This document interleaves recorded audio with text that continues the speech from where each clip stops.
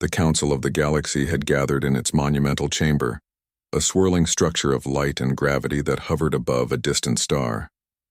Representatives from countless worlds floated or stood in the vast concourse, their voices humming like a chorus of living machinery. Every species had come with its own expectations, its own fears, and its own strategies. But there was one planet on everyone's mind, one species that had become a thorn in the side of the established order: Earth. The motion had been proposed with barely concealed relief. For centuries, humans had grown, expanded, and disrupted. Their curiosity had tipped into recklessness, their resourcefulness into stubborn defiance. Reports had reached the Council of Human outposts on the edge of known space, of their ships boldly navigating unclaimed star systems, of their settlers encountering hostile worlds and surviving against impossible odds. It was impressive, yes, but it also threatened the delicate balance of influence the Council maintained. The vote was swift. It was unanimous in its finality. Earth was to be exiled. All human access to interstellar trade routes would be severed, their fleets barred from Council-approved territories, and any attempt to communicate with allied species would be treated as a hostile act. The decision was final. Humanity would be contained, reduced, and forced to its own devices. The humans did not wait for the message to reach them. They never did. On Earth, in the command centers beneath the glimmering cities, Admiral Harris stared at the incoming communique, a ripple of calm passing over his face. He did not flinch, did not scowl. The humans had anticipated this for decades. Plans had been laid, contingencies written into the movements of every ship, the construction of every station, the training of every pilot and engineer. "Prepare the fleet," he said. His voice was steady, carrying through the hall to the officers and soldiers who had known their purpose since childhood. "We won't be told twice." By the next rotation of the planet, humanity's response was already in motion. Civilian ships, cargo carriers, and exploration vessels were rerouted toward Earth's strategic launch points. Military ships, sleek and bristling with energy conduits and kinetic arrays, moved into formation. Drones and satellites adjusted their orbits, linking into a web of intelligence that spanned the system.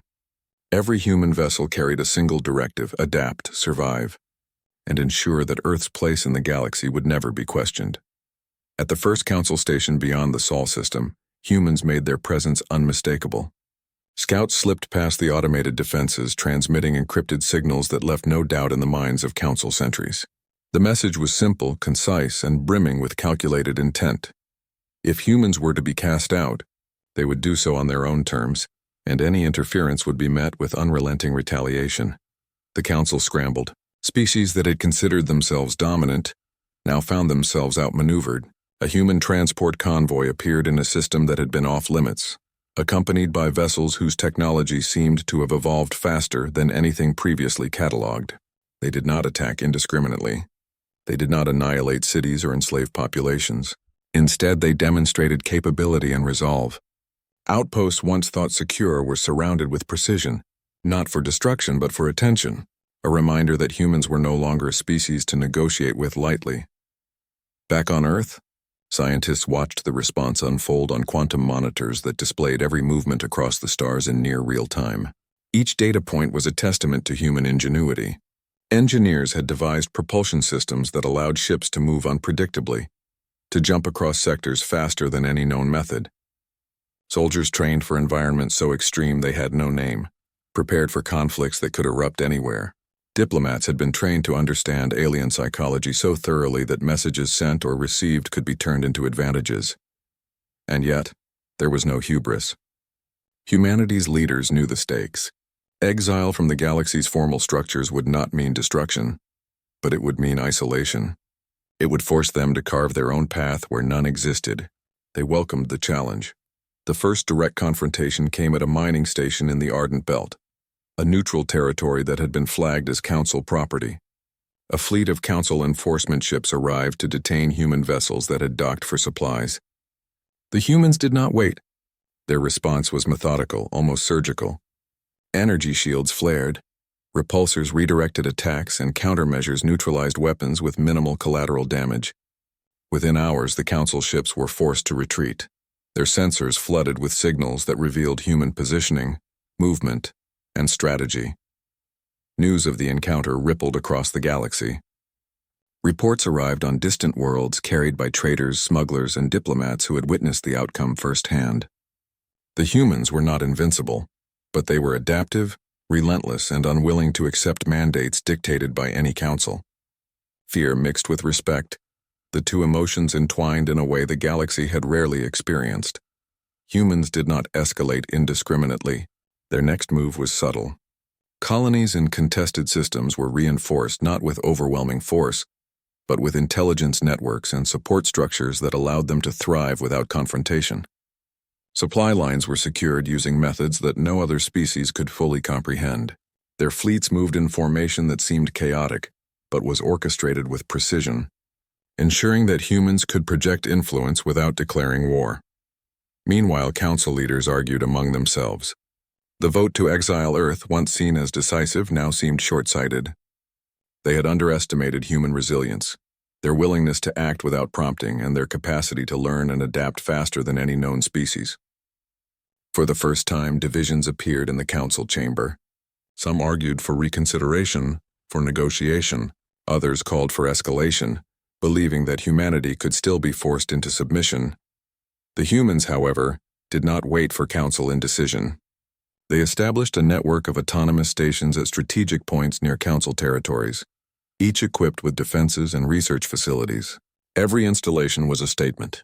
Humanity was not retreating, and they were capable of defending their home and interest without relying on council approval. It was in these early months that the galaxy began to understand the human approach to conflict and survival. They did not seek domination for its own sake. They did not act purely out of aggression. Instead, they combined intellect, creativity, and adaptability to turn even small actions into profound statements of power. Where other species relied on hierarchy and tradition, humans relied on innovation, collaboration, and the willingness to act decisively when others hesitated. By the time the Council attempted a coordinated blockade, human tactics had evolved once more. Small, nimble fleets bypassed patrols with new forms of propulsion. Communications were intercepted and altered to create misdirection. Automated defense systems anticipated attacks with uncanny accuracy. Every engagement taught the humans something new. Every challenge honed their skills. On Earth, the citizens watched the unfolding events with a mixture of pride and calm. They had long known that exile from the Council would not define them. For generations, humans had faced scarcity, conflict, and the unknown. Each trial had strengthened their resolve. Now, against a galaxy that sought to impose control, they were ready to show that humanity's destiny could not be dictated by votes or decrees. As the years passed, the Council slowly adjusted its expectations. Humans were no longer merely a species to exile. They were a force to be reckoned with, a civilization that combined intellect, ingenuity, and determination in ways that no council procedure could contain. Where once humans had been dismissed as brash and unpredictable, they were now studied, respected, and in some cases feared. Even then, humans did not seek vengeance. Their focus remained on growth, exploration, and survival.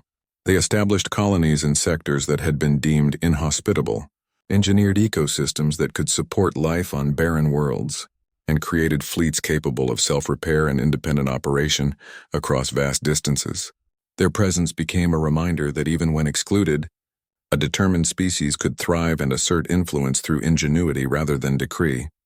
The final lesson, as the Council slowly realized, was in humanity's refusal to wait. They had not asked permission. They had not pleaded or negotiated before taking action. They had relied on their own capabilities, their own resolve, and their own vision for survival. And in doing so, they had transformed what had been intended as punishment into a demonstration of resilience and capability that reshaped the galaxy's perception of an entire species. In the silent stretches of space, where human fleets now moved freely, the galaxy understood something profound. Power was not always dictated by votes, edicts, or assemblies.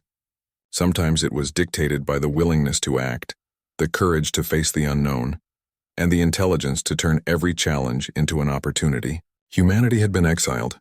They had not waited, and the galaxy would never forget it. Earth remained at the center of this transformation. Its people continued to innovate, to explore, and to build. Ships carried the human mark across star systems, establishing connections that no council could forbid. Outposts thrived on